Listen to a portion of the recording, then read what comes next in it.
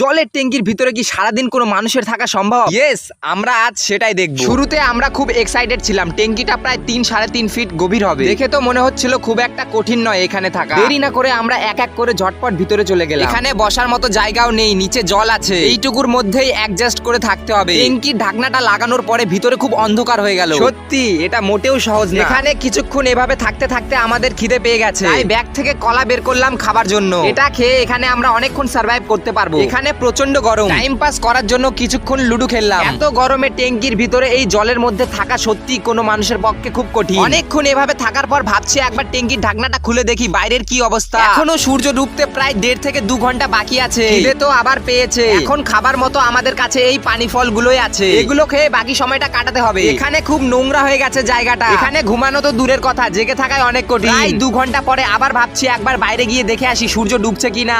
উপস, finally সূর্য ডুবে গেছে।